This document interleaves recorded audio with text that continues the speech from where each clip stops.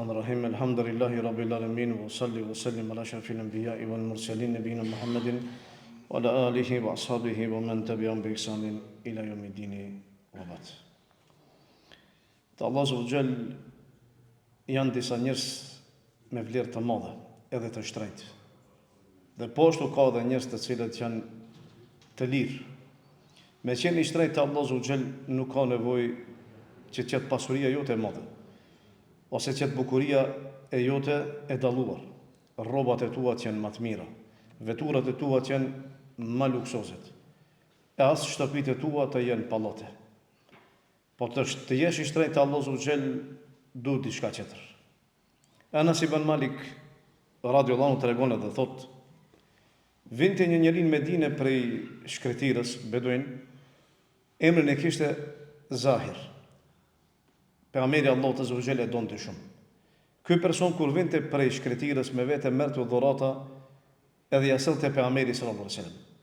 Po ashtu pejgamberi Allahu Zogjel e nderonte dhe ato gjëra që ishin në Medinë nuk ishin shkretir, ja përgatiste dhe ja jepte me vete. Një ditë prej ditëve ky person kur vjen në Medinë ishte në treg, sepse ishte tregtar, sillte me vete gjëra që ishin prej shkretire me qëllim që të bëjnë tregtin në Medinë. Shkon pejgamberi Allahu te Zogjel prej prapa edhe e përqafon. Zahiri nuk e shifte se kush është. Edhe thoshte më lër kush është ky.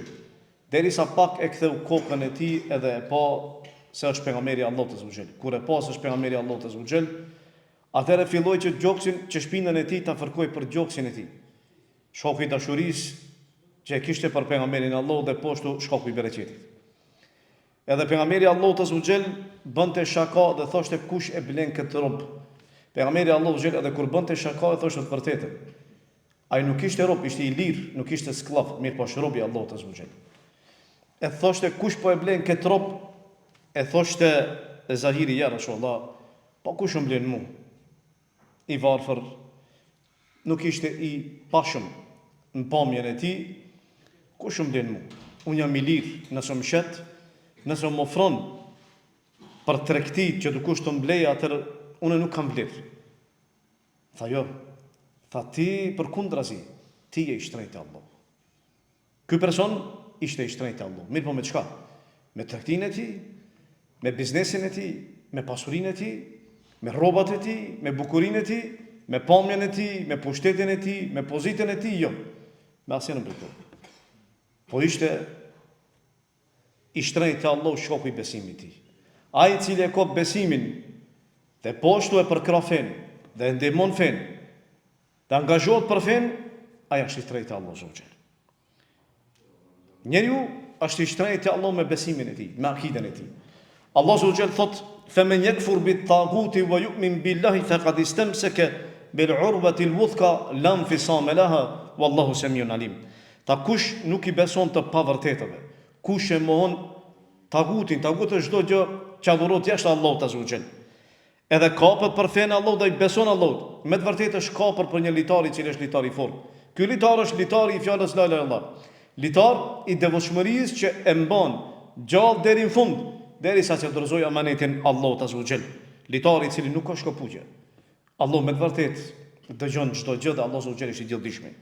Ebu Bekri radhiyallahu anhu kur ndroi jetë pejgamberi sallallahu alajhi wasallam, nuk ishte prezant. Erdhi, hyri në dhomë. Dhe pasi që hyri në dhomë e pa pejgamberin Allahut azza wa jall, që kishte pas ndruar jetë, ishte pas mbulu, e kishte pas mbështjell, shkon Ebu Bekri ja shpalos fytyrën e tij e puth, edhe pastaj del te njerëzit dhe i tregon atyre që pejgamberi Allahut azza wa jall ka ndruar jetë. Puthja e tij është argument se lejohet që i vdekurit puthet.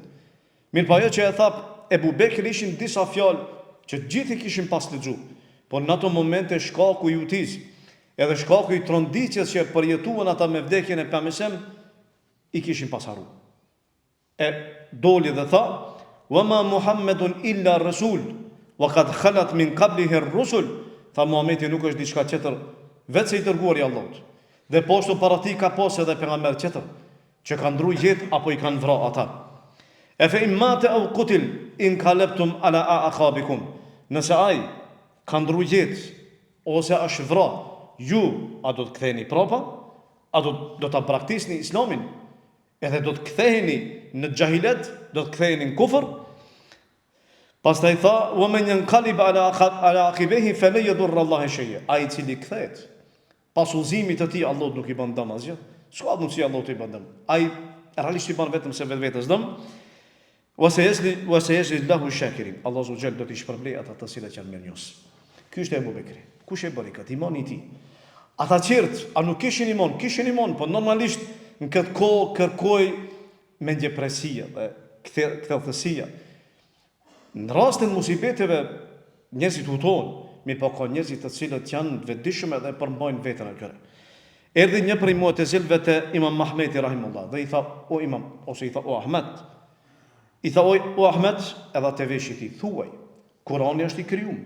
Nëse thua kështu që Kurani është I krijuar, unë do të ndërmjetësoj që të largohen prangat e tua dhe ti të lirohesh nga kjo robëri.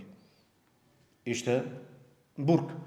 I kishte prangat me vete, nuk ishte I lirë, Imam Mahmeti. E çfarë I tha Imam Mahmeti atij? I tha, eja tha këtu. Tha, esta të foli diçka te veshijot. Nëse thuti që Allah flet, dhe nëse thuti që Kurani është fjalë Allahut, unë do të ndërmjetësoj për ty ditën e Kiametit te Allahu dhe do të dëshmoj për ty se ti ke qenë besimtar I cili ke besu fjalës Allahut azza wa jall. Ky ishte Imam Mahmeti. Khalid ibn Velidi ishte luftar, trim, bujar, I guzimshëm. Ditë pas dite, betej pas beteje, ditët kalonin, fiturat vinin. Derisa beteja e Jermukut, edhe doli me një betejë ku numri I muslimanëve ishte dikun 30.000, kurse numri I armikut ishin dikun 240.000. Edhe I than atij disa prej muslimanëve, I than sa shumë romak, nisa pak 30.000 ata 240.000. Çfarë I tha Khalid ibn Velidi? Khalid ibn Velidi u tha atyre, tha hesht, tha se numri I romakëve nuk ka shumë, është pak. Numri bëhet I madh ose duket shumë vetëm se kur e kanë përkrahjen Allahut. Se kur nuk e kanë përkrahjen Allahut, atëherë nuk është numër I madh, është numër I vogël. Pavarësisht se ti je pak, mirë po kur Allahun e ke me vete mjafton. Mjafton sepse ti e ke ndihmën e Allahut azza wa jall. E ata nuk e kanë ndihmën e Allahut. Prandaj tha Khalid ibn Velidi, tha kisha pas dëshirë që numri I tyre të ishte edhe shumë fish më I madh. Khalid ibn Velidi një prej ditëve në një prej betejeve kur ishte betejë e rrept dhe muslimanët filluan që të dobësohen gati sa nuk dështuan betejë, edhe humbën betejën e tyre. Edhe erdhi njëri prej tyre, një prej muslimanëve I tha, o Khalid, ku të shkojmë? A të shkojmë deri te Selma apo të shkojmë deri në Exha? Selma dhe Exha ishin dy kodra. A të ikim, të largohemi dhe të shkojmë deri atje, apo ku të shkojmë?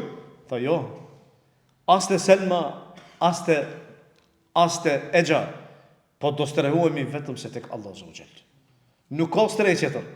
As te kjo kodër, as te ajo kodër. Po ka stre vetëm se tek Allahu azza wa jall. Bilali radhiyallahu anhu, I cili ishte habeshi për Etiopis, I zi në pamjen e tij. Mirë po imani I tij, zemra e tij ishte e bardhë. E torturuan, e munduan, e rrahën, e sprovuan, edhe e shtrin në tokë nxehtë, 50 gradë, 60 gradë, me kja është e vap, e nxehtë. Ja venduan gurin mbi gjoksin e tij, e skelnin, e poshtronin, e torturonin. Mirë po megjithatë erdhi koha ku ai u ngrit dhe Allah subhanahu wa taala ja ngriti namin atij, e thirrte ezonin mbi gjithë kokat e tyre. Ky ishte Bilali radhiyallahu anhu. Këta persona kush I ngriti? I ngriti besimin e tyre. Këta bën shtrejtë Allah subhanahu wa taala me çka? Me veprat e tyre. Këta nuk kishin pasuri, as nuk kishin bukuri, as nuk kishin pushtet e pozit. Ishin njerëz thjesht. Mirë po imani I tyre I ngriti te Allah subhanahu wa taala. I shtrejtë te Allah subhanahu wa taala me adhurimin tanë, me ibadetin tanë. Allah subhanahu wa taala thot, qad aflaha man tazakka wa dhakara isma rabbih fa salla. Ta shpëtoi ai I cili e pastroi shpirtin e tij dhe përmendi emrin e Zotit të tij, e madhëroi, e lartësoi dhe po ashtu u fal. Uthmani ibn Affani radhiyallahu anhu tregon Abdulrahman ibn Uthmani, tha një ditë për ditëve, tha isha pas Mekami Ibrahim. Mekami Ibrahim, ata që kanë qenë numër, që kanë qenë Mekë, e din. Mekami Ibrahim është ajo pjesa ku është do thot te Çabja është një medver, ku është vendqëndrimi I Ibrahimit alayhis, ku ka qenë do thot këmbët e tij. Mekami Ibrahim është afër Çabës, e thot Abdulrahmani, tha shkova që të falem, Edhe shpresoja që mos të vijë askush pas meje, po unë qëndroj aty. Edhe të falem ta shfrytëzoj mundësinë që qëm para qabës aty dhe të bëj ibadet. Ta nuk shkoj, tha pak erdhi një njeriu preki prej pas. Ta nuk i ktheva kokën, as nuk lëviza fare. Tha sërish edhe njerën preki, kur e ktheva kokën e pashtë ishte Othmani. Othmani radhiyallahu anhu, edhe pastaj tha u largova tha anësh, edhe Othmani filloi që të lexojë Kur'an, edhe Kur'anin e lexoi në një rekat. Me një rekat. Krejt Kur'anin komplet, hatme. Me një rekat. E thoshte Abdurrahmani për Othmanin, Othmani ka qenë zemërbut, ka qarë shumë. Edhe njeriu kur i përmendej varri qante atë shumë derisa njerëzit e mëshironin. Atë shumë qante Othmani radhiyallahu anhu. Kush e bëri? Ibadeti i tij, zemra e tij. Ai ishte shtrejti për gëzuar me xhennet prej dunjos.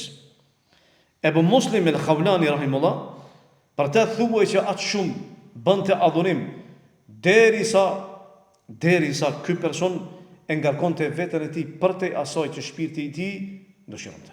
Atë shumë adhuronte Allahun subhanallahu. Thuhet për të që kur erdhi një njeri në shtëpinë e tij e kërkoi dhe nuk e gjeti, shkoi në xhami. Pasi që shkoi në xhami e pa që ishte në xhami, e priti sa ta falë namazin. Mirë po, a dini se sa rekate ky person do thot i fali. Por shkak se që i duhej që ta priste, tha i fali diku 300 rekate.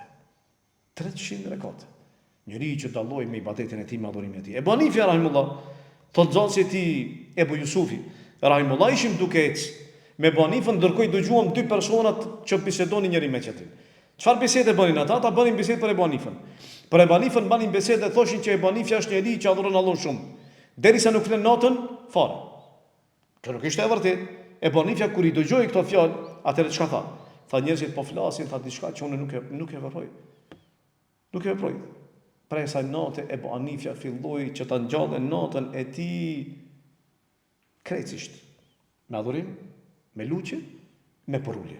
Thoshte Ebu Asim en-Nabil, Ebu Hanifës i thoshin ndryshe shtyll, nën kupton do thot se ka qëndru shumë namaz. Shkaku i namazit që e ka fal, atë shumë. I kanë thonë Ebu Hanifës shtyll, dhe poshtë transmetohet për të dhe thuhet që Ebu Hanifja natën ngrihej edhe lexonte në vazhdimsi ajetin ku Allah xhë thot beli sa'atu maw'iduhum wa sa'atu adha wa amr. Tha dita e kiametit është takimi i tyre. Ajo ditë ku ata do dalin para Allahut, e kjo ditë është e rëndë, është më e vështirë, edhe është ditë trishtimi. Ajo do të qetë ditë, ajo përsëriste vazhdimsi e banifja këtë ajet. Deri në mëngjes, nuk ka problem nëse besimtari nuk di me lexuar shumë Kur'an. Atë që e di nuk ka problem. Po nëse një ajet e prek zemrën e tij dhe ndikon në shpirtin e tij, lejohet që lexohet në vazhdimsi, edhe nëse e lexon krejt natën nuk ka problem. Nuk ka shumë filozofi namazi natës. Te namazi natës duhet burrni. Kaç s'ka nevojë jo në digje, unë s'di, unë mundem, s'mundem, jo. Kërkohet iman. Ato me qenë i shtrejtë Allah Zogjel. Nëse do me qenë i shtrejtë Allah Zogjel, atëherë pa tjetër duhet sakrificë. E treta, që e bën njeriu në shtrejtë Allah Zogjel, është flijimi i tij, sakrifica e tij që e bën rrugën e Allahut Zogjel. Allah tha: "Wa minan nasi man yashri nafsahu ibtigha mardati Allah", ka nga njerëzit i cili për hir të Allahut e flijon veten duke synuar kënaqësinë e tij. Uthmani radhiyallahu anhu ishte njëri i cili i bëri 2 hijrete me urdhin e Pejgamberit sallallahu alajhi wasallam. Hijreti i parë ishte në Abisini ose në Habesh ose në Etiopinë e sotme, kurse hijreti i dytë ishte në Medinë ose në fakt ishte Medinë. Uthmani e hapi një pus që është pusi Ruma dhe e dha sadaka për musliman. Po bujaria e tij kur dolin pa, ma shumë që u shfaq. Bujaria e tij dolin pa atëre kur ishte nevoja më e madhe që të përgatitet ushtria për betejën e Tebukut. Kjo ushtri njihet si ushtria e pafuqishme ku ka pas vështirësi dhe nuk kanë pas as mjete që dalin në betejë. Tebuku ka qenë gjatë dhe është karakterizuar kjo betejë me kilometra të gjata, me nxehtësinë që e ka pas, me vapat që ka qenë atëre, me sakrificën që e ka pas dhe normalisht me armikun e vështirë që e kanë pas përballë. Edhe pse s'ka ardhur deri aty, megjithatë është prit që me pas luftë përgjithshme dhe tronë, që romat kanë qenë ushtri e fortë, e fuqishme, Megjithatë imani edhe dëshira për me sakrifiku veten për Allahun Azza wa Jall ka qenë e madhe te ata. E Uthmani ka dalë këtu maburi. Ka dalë mabur e ka shpenzu pasurinë e tij me qëllim që musliman përgatiten të kenë mjete edhe dalin betejë. Uthmani radhiyallahu anhu në këtë rast kur e shpenzoi këtë pasuri për te pejgamberi se tha pas kësaj dite nuk i ban dëm asgjë Uthmanit radhiyallahu anhu. Po ashtu Uthmani njihet se ai edhe zgjeroi xhamin e pejgamberit sallallahu alaihi wasallam. Veprat mbetën ti ai ndroi jetë.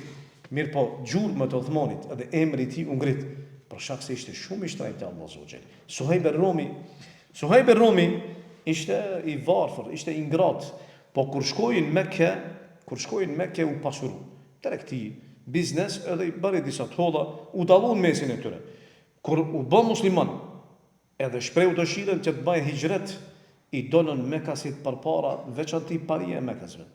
I dhujtarëve Kurejshve dhe i thanë, o Suhejb, ti ke ardhur na i varfër, ke ardhur na i ngratë i mirë.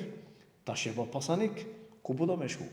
Apo do me shku tash masi ne me të pritëm edhe të hapëm terenin për biznes edhe gjitha të mirat e tash ponale? Tha Suhejbi, tha shikone. Tha unë e kam me vete këtë strajc që në te ka shigjeta, ju e dini mirë su jam shumë i aftë për me gjujtë. Tha nëse vjen çështja deri aty në përleshje, ta do ta shfrytëzoj çdo shigjet kundër juve. Kur t'i harxoj gjitha shigjetat, atëherë do e marr edhe shpatën. Edhe do e përdorja deri në maksimum, derisa ke mundësi që me ta të luftoj, çka të betet prej saj. Po unë e kam edhe pasurinë. E pasuria që e kam, nëse doni me bë marrëveshje me mu, e lo pasurinë për juve, vetëm se më lironi që të shkoj edhe që të nisem për Medinë. Dhe ashtu ndodhi.